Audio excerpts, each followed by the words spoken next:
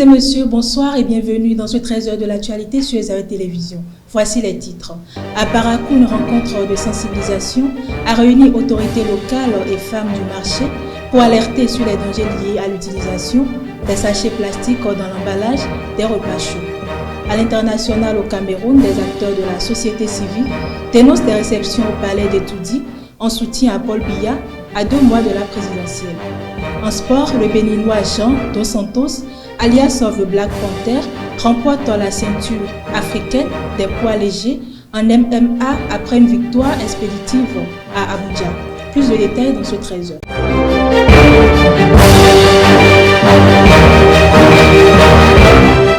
Rebonsoir chers internautes. À Parakou, les autorités locales et les femmes du marché ont été sensibilisées sur les dangers liés à l'utilisation des sachets plastiques pour emballer les repas chauds. Une rencontre qui a mobilisé élus, responsables communautaires et experts avec un appel fort à des comportements responsables pour protéger la santé et l'environnement. Retour sur cet événement au micro de Mouidine Lawani et Marcel Coty. Ce vendredi, à l'enceinte du 3e arrondissement de Parakou, une importante rencontre de sensibilisation a eu lieu sur l'utilisation des sachets plastiques pour l'emballage des repas chauds. Une initiative qui a rassemblé élus locaux, femmes du marché, responsables des femmes et des représentants à divers niveaux. L'échange animé par des experts a permis de montrer les dangers liés à l'utilisation de ces sacs. Les sachets plastiques que vous voyez sont en réalité des sachets plastiques qui sont formés à base des matériaux que nous appelons des microplastiques. Et ces microplastiques sont des éléments toxiques à l'organisme. On les appelle des perturbateurs endocriniens qui agissent après sur l'organisme. Dès que le repas est chaud, la chaleur au contact des plastiques libère ces filaments qu'on ne voit pas à l'œil nu. Et lorsque nous prenons ce repas, nous mangeons en réalité pas le repas que nous avons payé, mais le repas plus l'hydrocarbure. Présent aux côtés du chef de l'arrondissement, le maire de la commune a lancé un appel à l'implication et à des comportements exemplaires pour résoudre ce problème. Nous allons continuer les sensibilisations pour que les populations comprennent. Lorsque la bonne dame qui vend de la cassa dans un sachet constate que les populations n'achètent plus la cassa qui est dans le sachet pendant des jours, lorsqu'elle aura mévente, elle finira par comprendre qu'il faut changer la manière de préparer de la cassa. Lorsque vous allez par exemple au marché et que on veut vous servir quelque chose dans un sachet et vous dites non, j'ai mon sac, et vous achetez dans le sachet et dans votre sac, et que la vendeuse de sachet pendant plusieurs jours n'a pas vendu de sachet, elle va changer de commerce. Donc c'est comme ça que nous allons aboutir à un changement réel vraiment de comportement. Cette rencontre de sensibilisation a été une occasion importante pour les participants de prendre conscience de l'urgence de la situation et de s'engager pour un changement. Ce qui rentre dans le ventre, c'est ça qui tue le plus vite. Donc j'appelle tout le monde à la retenue dans l'utilisation des sachets.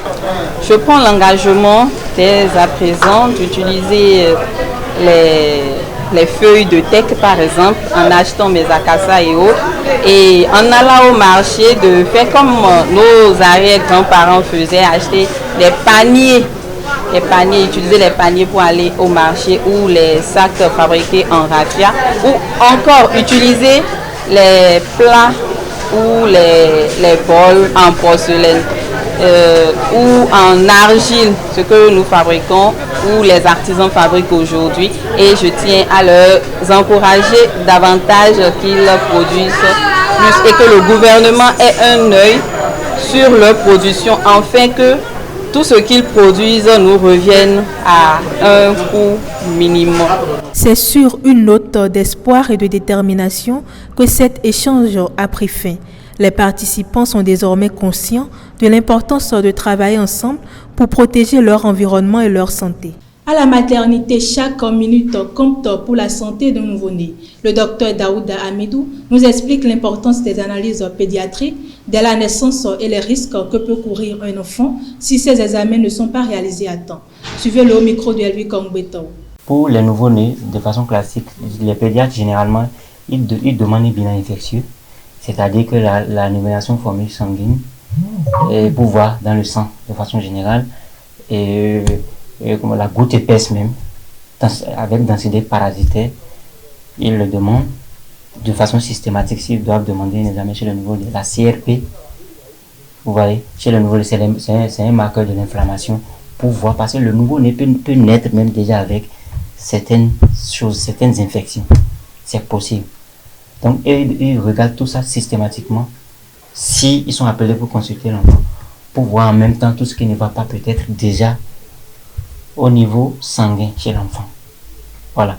Et ce n'est même pas uniquement ça. Quand vous appelez un pédiatre pour consulter votre nouveau-né, ce n'est pas uniquement les bilans qu'ils demandent. Vous voyez, ils font un examen général.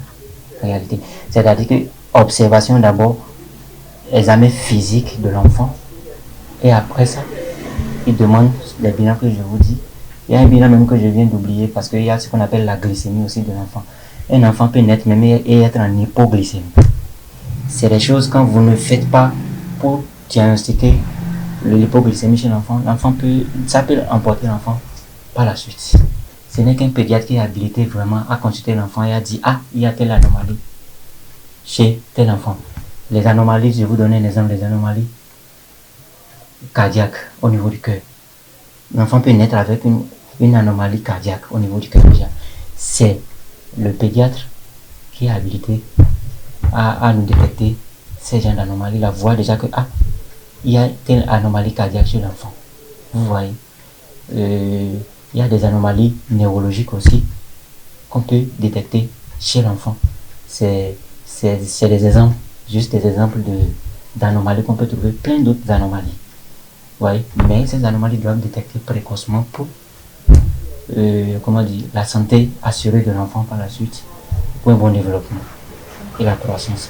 Et l'autre chose, maintenant il y a des maladies, comme je vous ai dit, les infections, les affections métaboliques, comme je vous ai dit, l'enfant peut faire une hypoglycémie, par exemple. Donc, en général, pour dire, le pédiatre, il fait l'examen complet de l'enfant avant même de demander les bilans. Il fait l'examen complet, il va faire l'examen des poumons. C'est ce que nous appelons l'examen respiratoire, si vous voulez, pour voir est-ce que l'enfant là est en train de bien respirer, parce que l'enfant va quitter la vie intra-utérine pour la vie extra-utérine. Il faut une adaptation. Vous comprenez? Il faut une adaptation et tout ça, ça peut affecter l'enfant. Même l'enfant va devoir désormais s'adapter aux bouffées d'oxygène pour pouvoir mieux respirer. Vous voyez pour ce que tout ça peut faire. C'est le pédiatre qui a habilité à voir est-ce que l'enfant là s'adapte bien à la vie extra-utérine. Donc c'est primordial de passer par un pédiatre. Que l'enfant aille bien ou pas, il faut passer par un pédiatre forcément de façon systématique pour éviter certaines choses qui peuvent même coûter la vie à l'enfant. Certaines choses qui sont même évitables. C'est ce qui est dommage. Dans ce cas, donc, en résumé, le pédiatre fait un examen complet, du haut jusqu'en bas. En prélude aux élections générales de 2026, la HAC a rencontré vendredi 22 août le personnel de l'ONIP, éditeur du quotidien La Nation. L'objectif est d'harmoniser les formats de publication des messages de campagne et envisager des innovations pour une meilleure organisation. La HAC a insisté sur la nécessité d'innover dans la presse écrite, tandis que l'ONIP a proposé que les messages des partis transitent par la HAC avant publication pour garantir leur conformité. Les discussions se poursuivront dans les prochaines semaines pour finaliser les modalités pratiques. La coalition internationale Tournons la page a organisé ce samedi 23 août à Cotonou une conférence débat sur le thème « La responsabilité du cadre béninois dans l'échec de développement de son pays ». L'ancien ministre Alain Adiou a pointé la responsabilité des élites dans la stagnation du pays, dénonçant leur passivité et leur proximité avec le pouvoir au détriment de l'intérêt général. Joël Ataï Gadegbe a pour sa part plaidé pour un renouveau éthique et citoyen afin que les cadres redeviennent des forces critiques et vigilantes. Hors de nos frontières, à 2 mois de la présidentielle, des acteurs de la société civile dénoncent des réceptions organisées au palais d'Etoudi en soutien à Paul Biya. Ils y voient autant pour moi un usage des moyens de l'État à des fins électorales. Le pouvoir réfute, assurant qu'il s'agit de rencontres institutionnelles légitimes. De violents affrontements ont opposé tout le week-end l'armée congolaise et les rebelles de la FCM23 dans le territoire de Mwanga au sud de Kivu. Ces combats également signalés à Katazumwa, Kadjoka et Lubumba ont provoqué d'importants déplacements de population. Ils surviennent alors que des négociations de paix se poursuivent à Doha entre Kinshasa et le M23 sous médiation du Qatar. En sport, le Béninois Jean Dos Santos alias The Black Panther a décroché la ceinture africaine des poids légers en MMA samedi 23 août à Abuja.